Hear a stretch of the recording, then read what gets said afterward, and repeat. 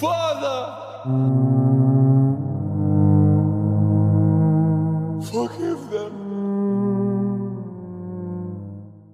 Welcome to the Jesus and Joan podcast. I'm your host, Andon Jones, and my co-host is Thomas Kaiser. And our guest today, our first guest ever, is Ethan Moore. And Ethan Moore is someone who's in full-time ministry, working at First Priority, and had a former background as a black belt in martial arts, and was also a teacher as well. And we can't wait. We're so glad to have you on, Ethan. Thank you. I'm glad to be on. And we just, of course, we don't make sure that this is the podcast and this is our podcast, but we make sure that that people can get a lens into your life as someone that's in full-time ministry, and also just someone that just some people that would want to get to know more about, and even people that can get to know you a little bit better and what you do as someone that works for First Priority, and you're involved in a lot of things. Yeah. And so our first question for you is what do you do for your job? So I work for First Priority. First Priority is a nonprofit where they bring the gospel into public schools. So my title is area coordinator. And then people always ask me, like, which area? And I just say yes, because it's every area. Mhm. I serve anywhere between Hoover City Schools, Calera City Schools, downtown Birmingham. And I've been working there for about a little over a year now. And so our main focus at First Party is we want everything to be gospel focused. And so it's all about bringing Jesus. We talk about bringing Jesus to every last one, that we want every last student to be known and to know Christ. We are student led. And so every club that we do, every thing that we have within First Priority, we try and make sure that it is student focused and everything that is student led, because we do believe in this next generation, and we believe the students are the ones how you reach other students. I'm not sitting next to a kid in science class. The students are sitting next to that kid. And so how do we reach the lost people in schools is we use those students to just go and share the love of Jesus. We're also strategy based. So we create different curriculum for the students to use and talk and give them great language and how to share the gospel and how to teach and how to lead worship. Then we're also local church engaged. So First Priority is not a church, but it is a bridge to get the schools connected to the church and the church to the schools, really to just bring everybody together under the name of Jesus. And so it's been so much fun getting to work with high schoolers and middle schoolers all over the Birmingham area. Yeah, that's amazing, because like when you say all that, it kind of like reminds me of like the word partnership, because not only you're partnering with these students in their schools and make sure they can speak it to other people about Jesus and show them the gospel, but it's also that, like what you said, it's not a, hey, this is legit, like we're only with this church, like we don't talk to anybody else, we don't, it's like you're speaking, and it's a partnership not only with the schools but also First Priority and churches in the area that want to be involved with students and student ministry. So that's amazing.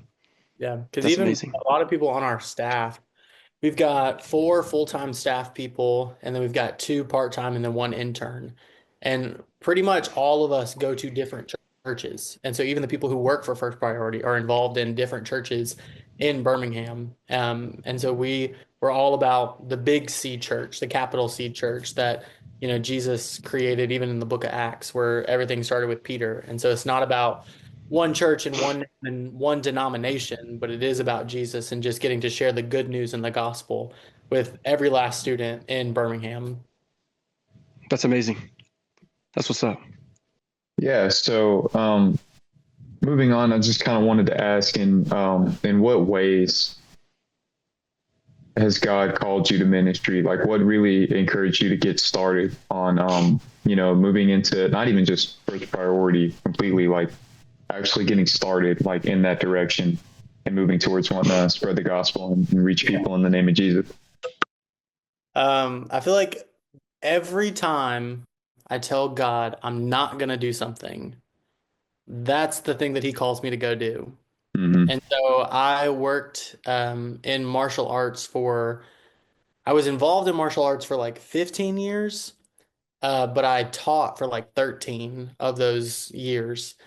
And so as I was working in there, my whole goal in my martial arts career was to own my own studio, and it was to be a manager and, teach my own classes and whatever. And I wanted to be the highest ranking black belt that there was and win all these awards.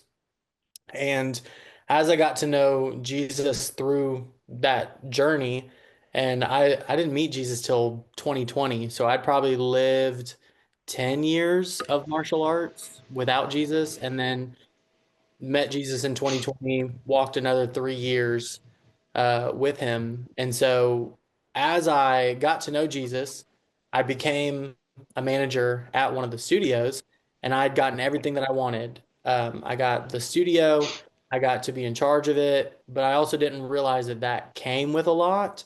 So, yes, I was the manager, but I was also the person who signed everybody up. I was also the social media team. I was also the janitor. I was also like taught all the classes. And so I got everything that I asked for, but it was so overwhelming that I genuinely had to pray. And I was like, God, is there more to this? Like I've literally have everything that I've ever asked for in my entire life. And now I'm sitting here overwhelmed, and Hmm. I feel like it's just all going to fall apart at any given moment. And my numbers were going up. I was having great success with like getting people in, getting new members, keeping the members. But the day I prayed of like, God, am I supposed to go to Highlands College? And I knew if I had prayed that, it was like, I'm not just going to Highlands College to go to Highlands College and keep doing martial arts. Like if I was going to go to ministry school, I was going to step into ministry. And so when I prayed that, I remember that day, 6 families came in and quit. And so like my numbers went from continue like growth every single month to now every single month I'm losing more numbers than I'm getting in. And so I remember my boss at the time, he was asking me like, are you even going to be here for the next 5 years? Like our lease on this building is about to come up. Are you even going to be here for the next 5 years? And when someone asks you that and it like there's a timeline on it, it kind of reality checks you. Because without even thinking, I told him, I was like, I think I want to go to ministry school. I think I want to go to Highlands College.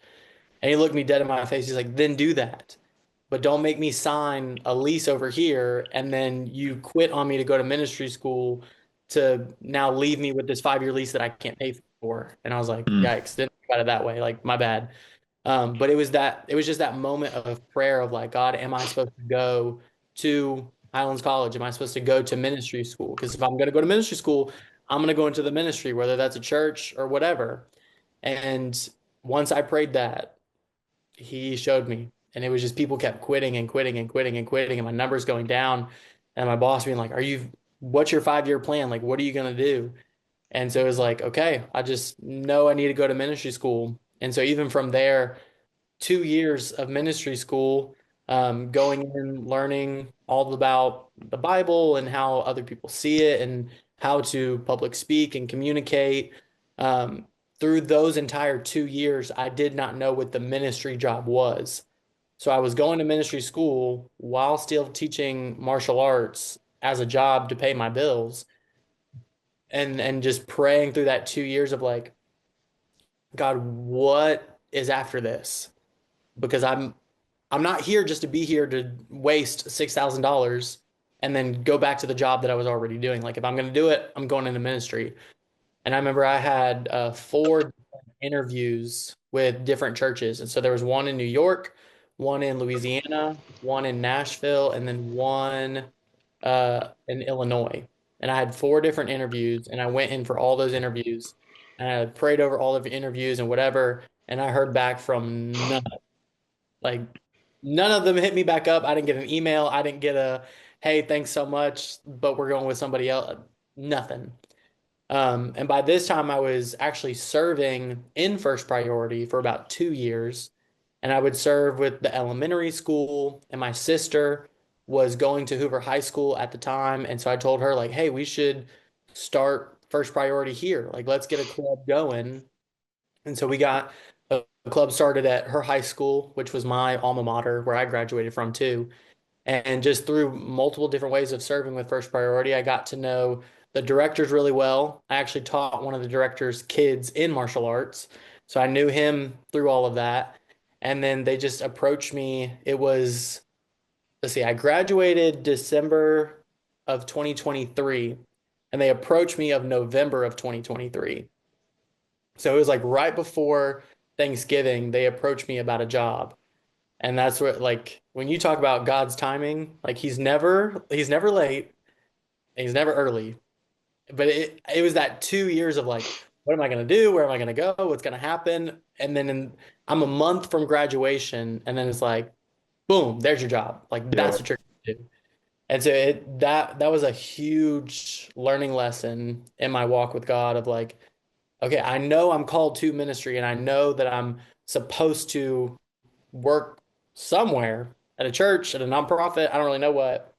But it was just that like, okay, I'm just gonna wait on God. I'm just gonna wait on God. I know you're never late, you're never early, you're gonna show up when you can. And so that was a big moment of like how I knew I was called, because everything in my other job just fell apart and it never worked out. And then also like being in prayer and waiting and waiting and waiting on God to bring the exact job that I had been praying for those 2 years. Yeah. Wow. I mean, honestly, it's so crazy. It's one of those statements that's kind of like only God, but Mhm. playing into what you're talking about with just, you're either not sure or almost decided that you're not going to do it, and then Yeah. everything lines up for you to do it. Crazy. Because a big thing was I before I knew Jesus and after, so I graduated high school in 2018. And when I graduated high school, okay, first of all, I barely graduated. I had like a 2.4 GPA. Barely. Yeah. Got out barely. And then I got accepted into the University of Alabama. I don't know how. They let me in. It was called the Crimson Edge program, which basically means like you're on the edge of getting kicked out. Like truly. So I don't know how I got in. I think it's because my both of my parents were in the military, and I got like a Pell Grant. Alabama was like, "Oh, free money. Okay, great. There We'll you take." go. So I got in, and then I did a year at UA, and again, hated it. It was awful. Tuscaloosa is like the smallest town. It's just a giant circle. And I would tell people if you ever get lost, just take two more rights and you'll be exactly where you were. It's Mhm. smallest place ever. And so I hate like for college, I lived, learned, and did a whole bunch of stuff all in the same place. And so then after I quit college and I worked there for another year, COVID hit, moved back home, found Jesus. Then I'm like hearing all about Highlands College, and I was like, no, I already did the college thing. Like I did it, it didn't work out, I'm not doing it. And so Mhm. that the no to God of like, no, I already did the college thing. That was the no that launched me into praying like, oh, am I actually supposed to go here? And then led all into that. But it was I I didn't like it. I was like, no, I already did the college thing. I don't Highlands College, I'm not doing that. Like, absolutely not. Yeah. Mhm. No, like that definitely like makes sense. I just kind of knowing that just your story a little bit. Um, you've never really been traditional in the ways of like the ways you think and the ways that you do things, and I think God is He's been along with you with that journey for sure. I'm very And that stubborn. he's definitely been patient with you in that. Um, I think that's really cool that like God meets us where we're at and He's able to move in those ways most definitely. Um, and I guess one question I had for you more specifically in the ways of kind of what you do with your job is Mhm. like what is you can kind of be a rundown, but like if we could do it, what does a day look like a busy day, like you're in the office? Yeah. What does a day to day look like? Or you go into the school, then you go to office. Like what does a normal day look like? What does Yeah. a normal week look like? And then like even bigger picture, like even you could say this month, like what does a month look like working at First Priority? Yeah. One thing I love about the job is every day is completely different. Like that keeps me on my toes. people who go to desk jobs, nothing against them. I don't know how well I would do there just because of Hmm. the same thing, the same way, every like to a T. That would kind of drive me up the wall. And so every day, if you just think about a day, every day is completely different. But most of the time, Right. it looks like I hold on. Most of the time, it means I'm out of school, whether it's elementary, middle, or high school, by like 7 a.m. And so I'm at a school 7 a.m., getting ready for their clubs to start. And then I'm probably there 20 minutes, 30 minutes, depending on how long their club is. Really just cheering on the kids and letting them know, like, hey, you did a great job. Here's what we could work on. Here's what we could fix. Just helping because they have leadership teams. And it's really just trying to mentor them and disciple them and teach them how to grow a community. And Hmm. then from there, most of the time, it means I go back to the office. So then I'll drive back over, work on whether it's reaching out to more churches, whether it's planning different events that we have coming up, whether it's working on a bunch of social media posts. And so even our team, like we have our different titles and we all do different things, but we all kind of work together on everything. And so Hmm. most of the time I find myself from like 9 a.m. to around 2 or 3 in the office, laying out details of stuff. And we always have that one random school, like on Wednesday. So every Wednesday I go to the same school at 11 o'clock because that's when their club is. And so they don't have an 7 a.m. club. I'm there Hmm. during their lunch period, and then they do first priority then. Okay. And most of my weeks, something I've tried to be very strategic about is lining up my different clubs. And so some people, they can wake up in the morning and go, I'm going to go to this school. I don't really work like that. I need to know ahead of time all of my different schedules. And so I've laid out all of my weeks by school systems. And so, like, my first week, I'll go into my Hoover school systems. The second week, I'll go to Calera. The third week, I'll go to my Birmingham schools, and so on. Hmm.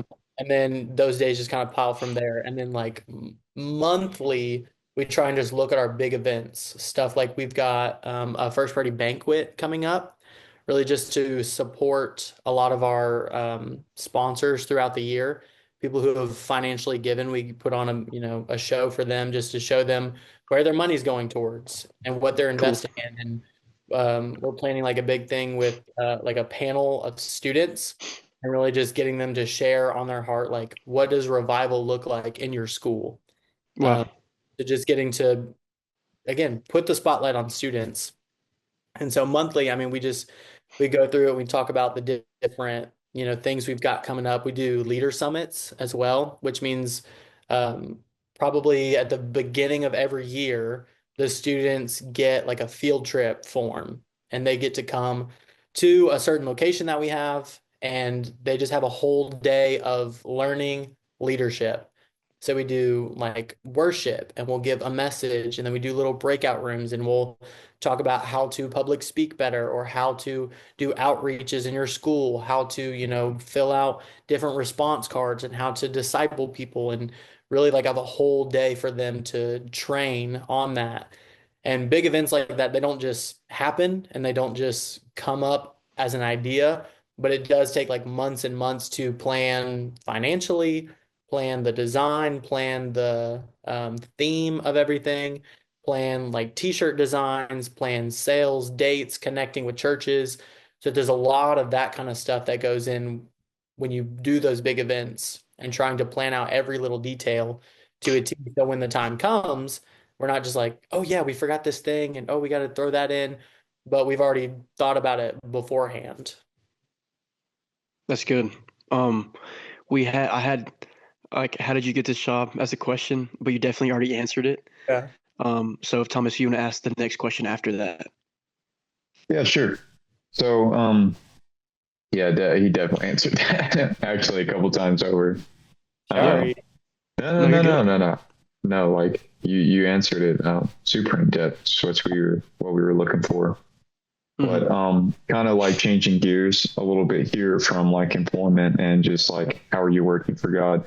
Focusing back on you, what is your like, in a less generic sense than it just sounds. But what is your kind of life story, and how did God come in and, change that? And more so from just where, your career was focused in this and you didn't know if you wanted to go to Highland College. I mean, like literally kind of talking in the sense of like your soul. How did God enter into that and change it for you? So I never really grew up in church. I always knew the name Jesus, but I never knew who he actually was. And so I found Jesus in 2020, and I'm 25 now. So I lived 20 years without Jesus. Like I didn't, if I went to church, it was like once every blue moon. I mean, not even for Christmas or Easter. Like we never did that. Our excuse was, Sundays are our day off. So I'm just not gonna go. Like it wasn't a thing. Um, and so that was never really in my sight. And so, I mean, I grew up in a family where my parents got divorced when I was 13, went through school system. And so that's always not the best story. That'll do it. Yeah, that's a whole other thing with it. And so growing up in that and my parents being divorced at such a young age, I lived with my mom, and so I was really like raised by her. And she's a very strong, independent woman. She was in the Marines, and every time I say was, she's like, was, I still am a Marine. I'm like, got it. Cool, mom. So Yeah. she's very independent, very strong. And as I would like grow up with her and my younger sister, my mom watched a lot of very strong female-led shows. So things like Charlie's Angels, we would watch all the time. Stuff like what was that show called? There was like a show about three witches that were sisters, and they were just like bad to the bone. They were the bad. They were, I don't know, they were super strong, and so they were independent women as well. And so I would just watch a lot of those shows. And so being a young man in a house full of women, watching a lot of female-led shows, giving into some of those different things, I started to question my sexuality. And so I started, thinking different ways when you're in the locker room or you start looking at different TV shows, and then the culture is telling you like, oh yeah, two guys can be together. And so through those formative years in middle school into high school, I actually found my identity in being gay. And so growing up in that and watching all the shows, I knew that that was like a terrible thing. Now, I didn't have any biblical context for it. I knew the Bible was like, you're going to hell, but that was as far as I knew. Mhm. But even just watching the like the societal way that people would treat gay people made me want to just hide it. And so I think I told like a few of my friends. I never really told my parents or my sister, but the way that I would dress and act and talk and be around people, I think they kind of picked up on it. Like people kind of knew just how I would carry myself. But I lived that way through like freshman year of high school all the way to college.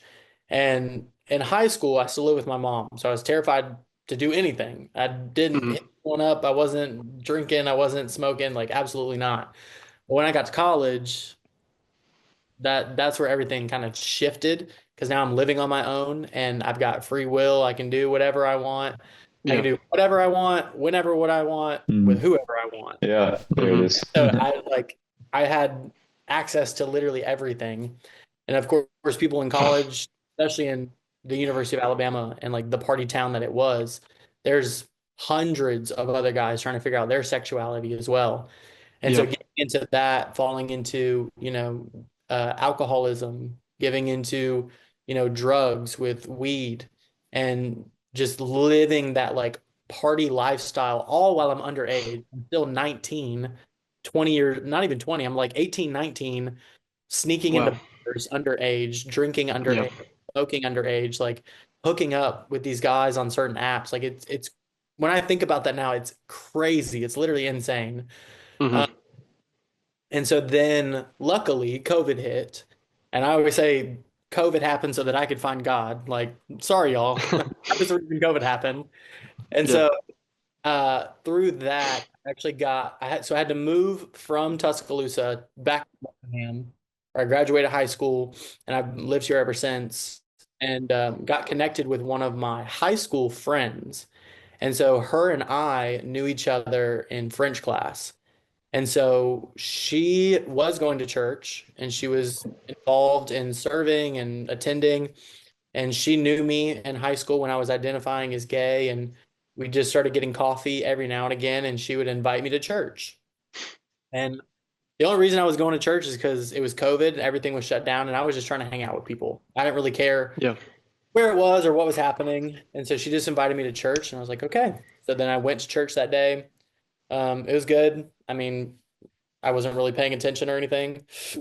And then she said that, some of us, me and my friends, were going to go roller skating. Would you want to come? Again, I'm just trying to hang out with friends. Sure.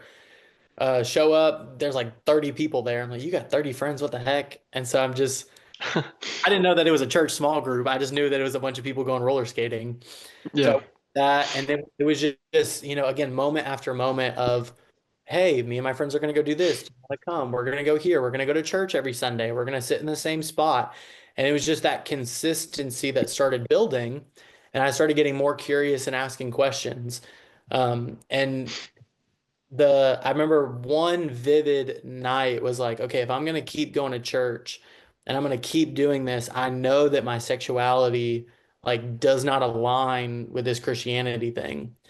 And so I remember getting on my knees beside my bed and I told God, I was like, God, I'm gay and you're going to have to deal with it. And I felt like he was like, okay, sure. Like, well, good job. We'll talk about that later, but like not right now. And so yeah, I got back up and just went back to sleep, woke up the next day, fine, like I just whatever, living my life. But Yeah. it was just time and time again of hanging with people, seeing how they interacted and talked. And then the biggest turning point for me was when Church of the Highlands did their At the Movies series. And the movie that they showed was Mr. Rogers, like What a Beautiful Day in the Neighborhood with Mhm. the edition. And it was all about how this guy had a terrible relationship with his dad, and his dad was a drunk, and he didn't forgive him. And literally all of that whole movie and how this father and son relationship was like torn apart was my same story back in 2019 before COVID hit. That me and my dad had this big falling out all about alcoholism and all about addiction. And so me and my dad had a falling out, and I hadn't talked to him in like 5 years. And then I go to church, and all of a sudden they're talking about a father-son relationship and how it's been torn apart, dealing with alcoholism and drugs and anger and unforgiveness. And then Pastor Chris is teaching about how we actually put our earthly father as the view of our heavenly father, and that God is not that way, and God is holy and loving and righteous and pure, and that he does care about us and he wants to know more and he's not going to abandon us. And I remember just like, and I don't cry, but that movie, I bawled my eyes out. Like I'm just sitting in the audience sobbing and cry, like ugly crying, snot coming down. Mm. I don't know why I'm crying. I'm just crying at this movie, thinking about my dad and their relationship. And it was that moment that Pastor Chris was saying, like, if you have a terrible view and you have a bad relationship, like with your earthly parents, you don't have to have that with your heavenly father. And it was that moment of salvation and just being able to give my heart to Jesus and being able to let go of the unforgiveness that I had had towards my dad. And so even from there, God just kept having conversation after conversation, um, dealing with a lot of the addictions that I had had. And so he would start, hey, let's not watch that TV show. Hey, let's not listen to this kind of music. We should probably start blocking some different websites on your phone. We should probably like get rid of some of these friends from your past. And what had happened is if you think about identity as a tree, God started rotting the roots at the tree to where now when he came face to face with my identity as gay and everything that I had wrapped myself into, it had nowhere to go but fall. I stopped Wow. listening to music that brought pride. I stopped watching the TV shows that would give into this fantasy of what I thought my life was supposed to be like. I stopped drinking, which would really just fade you over and you just give into anything. Stop smoking weed, again, just giving into those vices. Like once all of that stuff got pulled, then God actually could take down the identity gay and actually call me strong and call me son. And I remember sitting in O. Henry's coffee shop. And at this point, I had read, the book of Matthew, the book of Mark, Luke, John, Acts, and I was in Act 3. Like that was my day. Okay, we're gonna read Acts 3. This is where we're at in the Bible. And I'd like opened a sermon and I started watching it from Stephen Furtick. And he was like, okay, guys, we're gonna read Acts 3 today. And I was like, well, that's weird. And like that's what a coincidence. That's so funny. Not a coincidence. And so he's like breaking down verse by verse all this stuff that this means, and the title of the sermon was "Trapped in Transition," and I was like, "Yikes!" Okay, so it was about all of this, like me transitioning. He went through this whole list at the end of the message. He's like, you're probably transitioning from being on a substance, and I was like, "Yeah." You're probably transitioning different lifestyles. I was like, "Yeah." You're probably transitioning in jobs. And I was like, yeah. Like everything that he would name was like boom, boom, boom. And he's like, but the only way that you can actually get out of the trap and make the transition is to give everything to God. Because he talked about how there's a prison, I forget where it's at, but there's a prison, but the it was an island, and that what made it the prison so terrible is that the prisoners, they could see everything that they wanted in the distance, yet never be able to reach it. Yeah. Oh, wow. Yeah, And I've so heard of that one. even that like threw me for a loop of being in this position of, I'm a gay Christian, but everything that I long for, I can see, but I don't know how to get there. And the only way to get there is through Jesus, because he said, I am the way, the truth, and the life. And so it really came down Amen. to that moment of like, okay, if I'm going to hold on to my identity and hold on to all of this stuff, then am I actually making Jesus Lord? Am I actually making him king and in charge of my life? And that was one of the moments that I had to surrender who I was and take on the identity of son and free and whole. And there was a verse in there that says, it's Acts 3:16. It says, by faith in the name of Jesus, this man who you see and know was made strong.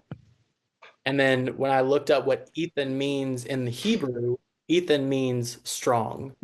And so even God's like confirming that identity over me of like, you're not this weak, feminine kid that's chasing after all of this stuff and daddy issues and, social issues. You're not chasing after that. You're actually my son, and you Hmm. are strong. You are confident in who you are. You are confident in who I am. And so it was like all of that just to be drawn back to, okay, this is who you are. This is where we're going. And even through there, like it took many, many years of unraveling all the things that I had learned over my childhood. And then that's where I got to like meet you guys and do like an accountability small group with each other and learn masculinity from both of you and really get connected, like even like with Thomas, your dad, getting mentored by other men and just seeing like what godly men look like. What does a healthy father-son relationship look like? Because I'd never had that. And so it took a lot of me trying to just learn through those.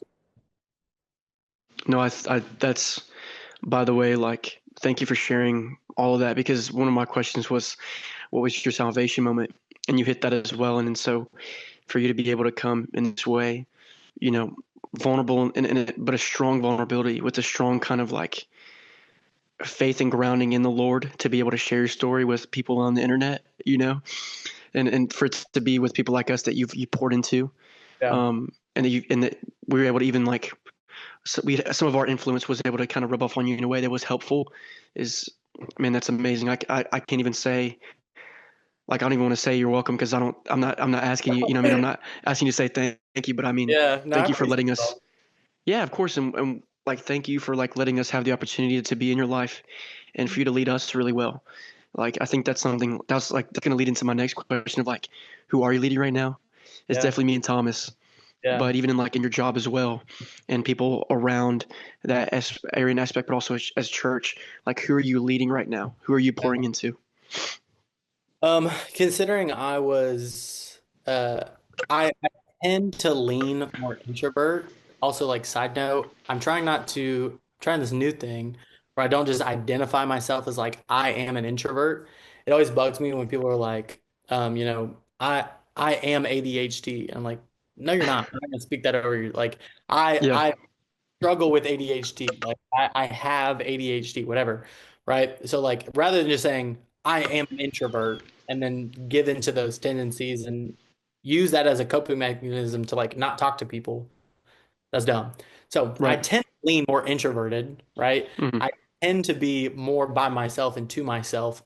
And so even when I'm in a room, if I'm in a room of like 50 people, the person I'm looking for is the one sitting alone by themselves. Not only because do I feel more comfortable going up to them and talking to them one on one, because that's how I enjoy it, but also I can't interact in a room of 50 people. Where Andon, you can interact with 50,000 different people in a room and just go talk to them. Like, that's a gift that I like put onto you. I'm like, great job. I'm so glad. I can't do that. And Yeah. even in discipleship, those are the people that I try and go for, is like the ones who feel left out and feel alone and feel like that they're not welcome, feel like, that everyone is against them. And so just trying to reach out to different people. Like, there's a couple high schoolers that whenever I get to see them in club, that's my time to disciple them. Mm-hmm. Different people, we have all of us are in a men's accountability group on Wednesday nights, and Right. even to invest in so many of those guys there. Like, Thomas is bringing band members. You're bringing people from work. I'm bringing Yeah. people from different small groups that I'm meeting. And Mm-hmm. even just like whoever is in front of me, that's who I want to invest in. And then there's other people that want more. You're always going to come across people that are in the accountability small group, and they're there just for the small group, and they're there just for the one thing that's, the church thing. You're just there. I come every week, great. And then there's other Mm-hmm. people that ask, and the other people are like, can we get coffee? Can we do a Bible study? Can we do whatever? And so most of the time, like, those people who start to ask for more, it's not that I'm, picking favorites, but at the same time, if someone's asking for it, then it's like, oh, that's so exciting. That's what every leader wants to do. Every leader wants to be asked, like, hey, can you develop me more? Can you teach me more? And then, like, I'm not going to throw you under the bus, Andon, but you were one I had Okay. to chase down. Like, I Mm-hmm. just kept hitting you up again and again and again, and texting and calling and like meeting you on your lunch break, and like it was those kinds of things. It's like Legit. when somebody sees something in you, I don't care what you're doing. I don't care how many times you tell me no.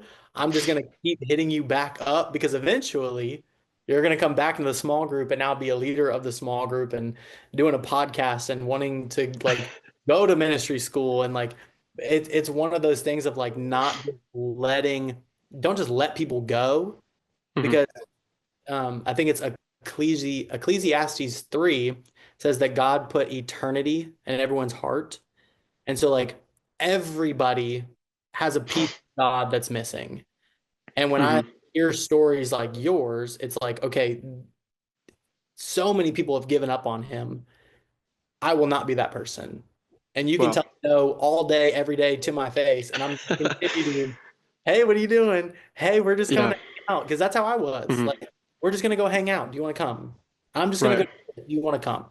Hey, when's your lunch break? I'll just show up. Like you just I think consistency is what builds security. And when you can Hmm. be consistent in something or with someone, then they're gonna find that security and they're gonna find that vulnerability with you. And the amount of times like I've had just the blandest conversations with people and but for that one moment where all of a sudden they're just word vomiting their whole life story on me, it's like, okay, all of that work was built up for this moment to Oh yeah. invest in somebody. And so I think just when you can build consistency with somebody and build consistency in discipleship and decide disciple people that like not not that you just feel comfortable with. There's some people I just have an instant connection with, like Thomas. Like I just instantly we just start connecting and growing and talking. And then I get to hear more about his story. But it's like there's some people like Andon that I have to chase down, that I have to run after and like just be there. And so it's great to see both of those stories of like there are some people I just connect with and they're there and they're amazing and I get to, be friends with them. But then all of a sudden there's other people it's like, all right, you got to put in the work. You got to go after these people and disciple them and chase them down because eventually they're just going to turn around and be friends with you. Right. Yeah, I think like that's something that you hit on. I know like Pastor Chris Hodges, Mhm. that's something he says, like even with the way that like God works with people. Sometimes it's like people are like, hey, like does God have favorites? And, Yeah. and he's like, no, but like you can choose to be, like God doesn't have a favorite, but when you actually reach out to him and you spend time with him, he will reach back out to you. Yeah. And but there also are definitely some instances in some cases where I'm not talking to God and I just hear a worship song.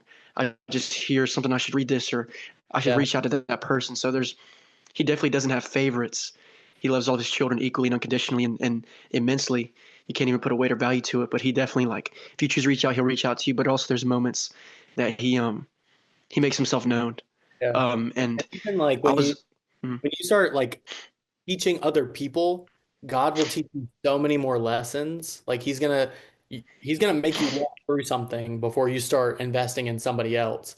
And so yeah, that's something too. Like if you actually want to grow closer to God and you want to grow closer in your walk, start discipling people because all of a sudden God's going to teach you everything that they're walking through so that you yeah, have an authority to speak on that because you're like, yeah, I've been there, I've lived through it, I walked through it. Like here's how I got through it. Here's how to do that. right. Yeah. So, moving on, just kind of talking about relationships and fostering godly relationships and maintaining godly relationships. Um, this next question: what men are in your life that challenge and help to grow you? First, I'll say something I had to learn was there should be three different types of people in your life. So they're not saying that there should be three specific people, but there should be three types. One is a Barnabas. So like Paul the apostle, him and Barnabas were pretty much on the same level, right? And they were equals. They did ministry together before, Barnabas and John Mark went together, and then Paul and Timothy went together. But they would do ministry together. So you need somebody pretty much on your same level, right? And then you need a Paul, so somebody above you. Like if you're a Timothy and you are learning from somebody, we need a Paul, and that's who you guys are asking me about. But then we all do need a Timothy. So if I'm Paul, then I need somebody below me. So you should always have someone above you, beside you, and below you that you're kind of pouring into. And so Hmm. my my Pauls, the people that kind of mentor me, is one, Thomas's dad, Kevin, right? He teaches me a lot about masculinity, a lot about, the old man sayings. We always talk about he's got Yeah. three sayings and he's like Woody, you just pull the cord and he's just gonna keep repeating the same thing. But most of the time he's not wrong. So I'm like, Hmm. okay. He's one, and then another one is one of my bosses with First Priority, who I taught his kids in martial arts, and he's the one that like introduced me to my whole job. His name is Jody Troutwine, and he's another like spiritual father to me that just teaches me how to communicate, how to talk to people.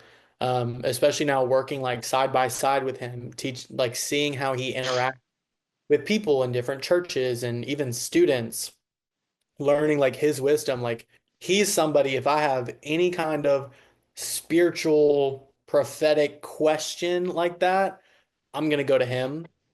And then if I have like a relationship question, I'm probably gonna go to Kevin. And so even recognizing like those two people in my life balance me out super, super well. And so that's really all I have right now is just two. I know some people who have 30 and they get very confused. So I would steer away I from like, 30. yeah, small. I like small circle, Yeah. Because I mean, even Jesus, especially what's coming in from the top. It's different having three, one or two to 4 or 5 people on your level that are in ministry with you, and then having 6 people that maybe not direct people you're mentoring, but that you pour into. But what comes into you, that's like almost the most important regarding your own soul. So having, a couple focused ones there instead of just whoever, well, this and that. And it can kind of, like you said, that's a little much for you to actually take in and focus and then try to give out to those around you. because those two guys, like I trust with my life. Like if I go to them and I ask them a question, whatever their answer is, that's what I'm gonna go do. Yeah. There is no like back and forth question debate. Like, hey, whatever you tell me to do right now, I'm gonna go do. And I know that those are two men of prayer, scripture, and they don't just speak out of turn and they don't just speak whatever. But those are two guys like whatever if I ask you this question, whatever you tell me, that's what I'm gonna go do. And even Jesus, like he had different circles within him. He had, his own relationship with God. He had the three that were like super, super close to him, Peter, James, and John. Mm-hmm. They were in the garden. They got to hear him pray. Like they were on the mountain of transfiguration. Then he even had the 12. So people that got to hear his teachings, got to understand the teachings, got to walk and see how he did life. But then he even had 72. And the 72 disciples were people that just listened to the messages and went out and healed people. So even though 72 never super had a close relationship with Jesus, they knew him, they heard the teachings, they believed in him, they trusted him. But then you go to like Peter, James, and John, and those were the ones that was like super close to him. I mean, John's laying on Jesus' chest at the Last Supper. And so even just recognizing like those different relationships in your life are super important and making sure that you're consistently checking those different people. So people who are on my same level, if I go to them and ask them a question about something, I'm not immediately going to go do it. I am going to pray and seek scripture and probably go to my mentors all the time. And I think something And and I talked about a while back was, if I go to one of my mentors, it's not to have a conversation. It's not to sit here and have a back and forth. But in reality, it is I'm going to sit here, you speak, and I'm just going to listen. Whatever you're talking about, that's what I'm learning for the day. If I've got someone who's on my same level, okay, we're giving a back and forth. We're talking through some different things. We're trying out the different scenarios. And then again, if I'm discipling someone, I'm making sure that I'm not doing all the talking. What I'm doing is I'm asking questions to guide the conversation. Because for me, as a leader, and as I'm discipling somebody, I might know the answer. Like if they're giving me a really hard situation, let's say about their family, I might know the answer. But if I just blatantly come out and say, you should do this, they're not going to listen. But if I know the answer and I can ask them questions to guide them down to the path where they discover it on their own, they're probably like, we're going to listen to ourselves more than we're going to listen to somebody else. And so as I have a mentor, I'm sitting back, I'm listening, I'm learning whatever you're talking about. That was my lesson for the day.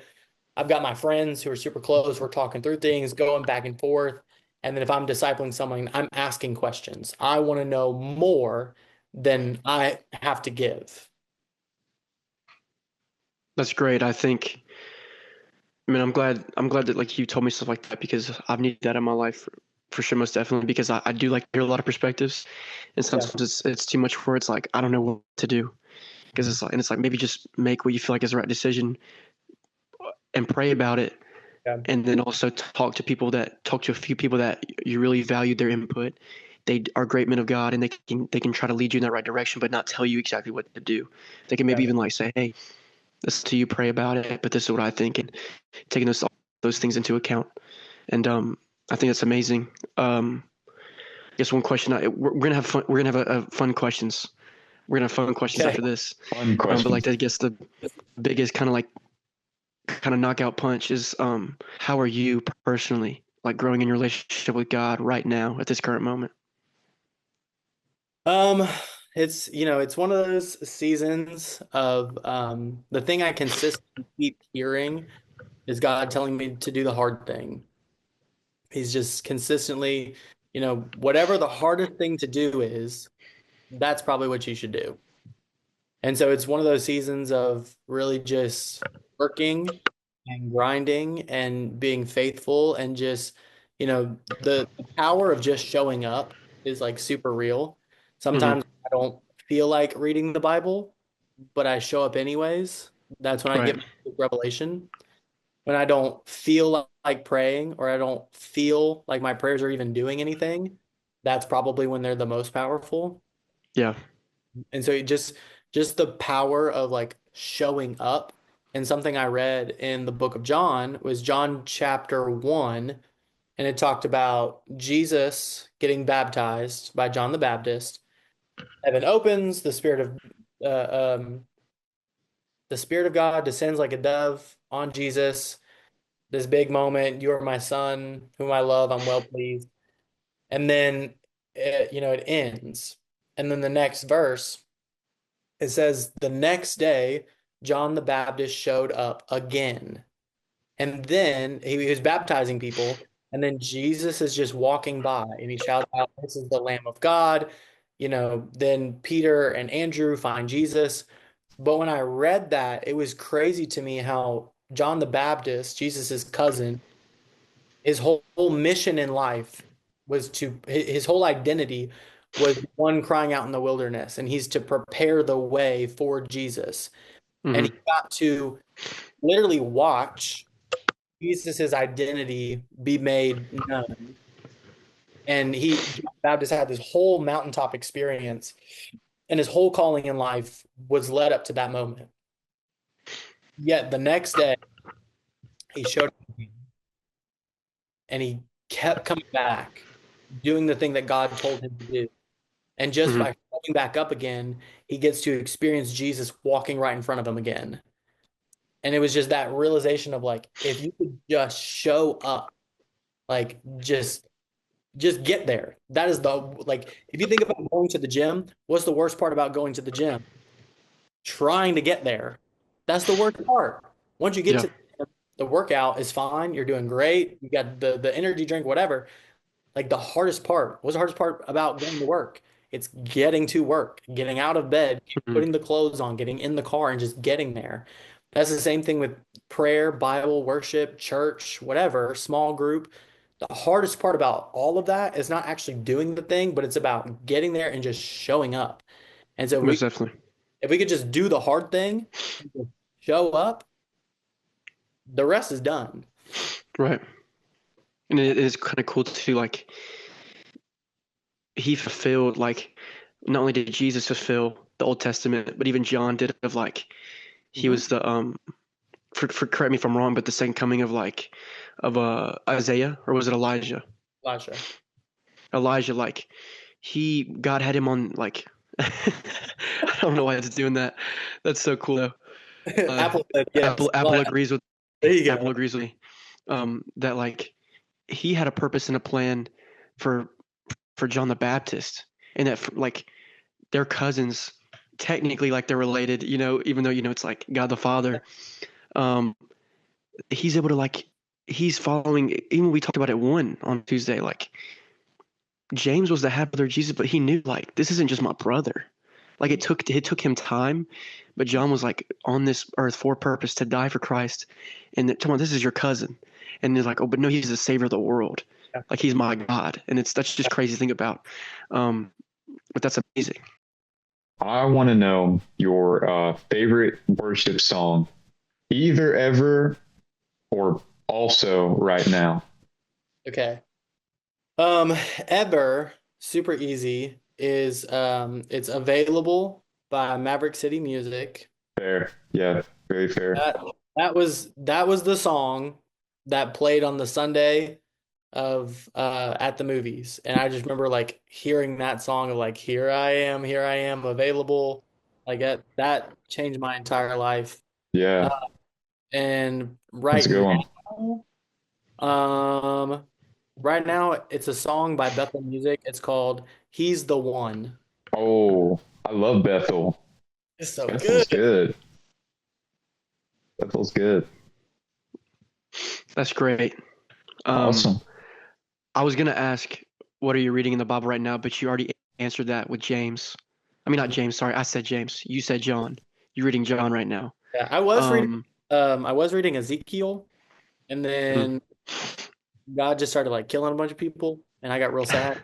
So I was like, I need to go read Jesus. Let me go back to John. That's And so good. I just started reading back in John again. Ezekiel's kind of people just dying all the time. Ezekiel's a hard read. And then there's one time he was like laying on his side for 300 something days. And I was Yeah, like, Ezekiel. I feel like I have to. Hey. Ezekiel, you have to sit down and like have. yeah, For me, I'm not gonna put this on other people, but for me, I feel like I have to have resources ready, and like that's like a study where it's not like I can just open it up and read it and get into it. I have to, yeah, like I have to have things available to. Like when PC talks about his Bible reading, he's got this and this right there. I would need that to read Ezekiel, like all the casually. visions, no, the visions of like, I think it's a lion and an eagle and I would need a breakdown nope. Yeah. available. I'm like, but John the Baptist, I got that one. I can understand that. Yeah, Right. that goes straight to your soul. Well, cool. So who is your favorite teacher right now?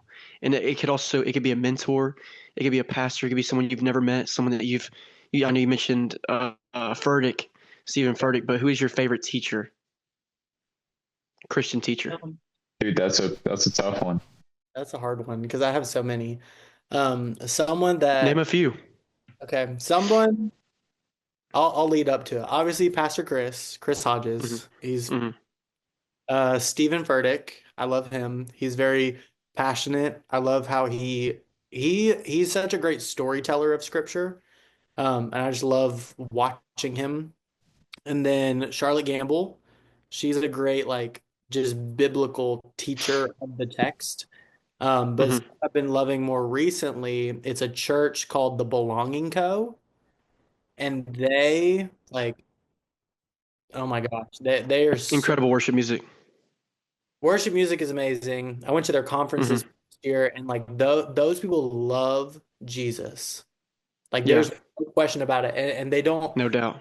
That the messages that they give, and what's interesting is their lead pastor is a husband and a wife. Like they lead the church together, and so it's not like one's over the other. They lead together, and they love Jesus, and they teach the Bible. There's no like this is what the world is doing, and no, they're like here's the Bible, and we're gonna walk through this. They will read whole chapters at a time.